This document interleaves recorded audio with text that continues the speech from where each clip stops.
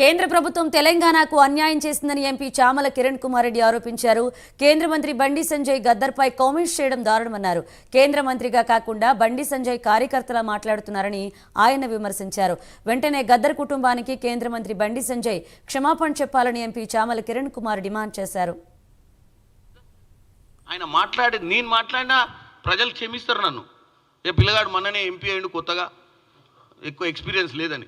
ఆయన central minister, ఆయన అస్సలు తప్పు మాట్లాడొద్దు, ఆచితూచి మాట్లాడాలి. శ్రీధర్ బాబు గారు ముఖ్యమంత్రి స్వయంగా దావోస్ పెట్టుబడులపై ప్రెస్ మీట్ పెట్టడం జరిగింది. 45,000 కోట్లల్లో ఎన్ని కోట్లు వచ్చినాయి, ఇవన్నీ దాచిపెడితే దాచేయి కావు, ఎవరు పడతాలు మాట్లాడితే మాట్లాడేది కాదు. దీనికి సంబంధించి నిన్ననే క్లియర్గా ఎన్ని పెట్టుబడులు మనకు చర్చలో ఉన్నాయి, ఎన్ని పెట్టుబడులు వస్తున్నాయో ప్రతిదీ కూడా తెలంగాణ ప్రజలకు తెలియజేస్తామని తెలియజేస్తారు. ఎందుకంటే లాస్ట్ ఇయర్ నాకు తెలిసి నిన్న మీకు ప్రెస్ మీట్లో ఎంత 25,000 crores ఏదో ఆల్రెడీ ఇంప్లిమెంట్ అయినాయి. ఇంకొన్ని పైప్ లైన్లు ఉన్నాయి.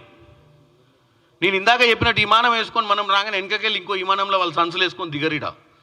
మనం వచ్చినాక వాళ్ళకి కావాల్సిన పేపర్ వర్క్ డ్యూ ఇంటెలిజెన్స్ చేసి వాళ్ళకి ఏమేమి కావాలి, వాళ్ళకి ఏం వసతులు కావాలి, వాళ్ళ నుంచి కంపెనీ ప్రతినిధులు వస్తారు, వాళ్ళు ఎక్కడ పెట్టుకుంటే బాగుంటుంది, ఏం డిస్టెన్స్ ఉంటే బాగుంటుంది, ఎక్కడ ల్యాండ్ ఉంటే బాగుంటుంది అనేది వాళ్ళు చూసుకుంటారు. మనం ఇస్తానికి రెడీగా ఉన్నాం, వాళ్ళు రావడానికి రెడీగా ఉంటారు. అది ఫార్మల్ అగ్రిమెంట్ అయింది.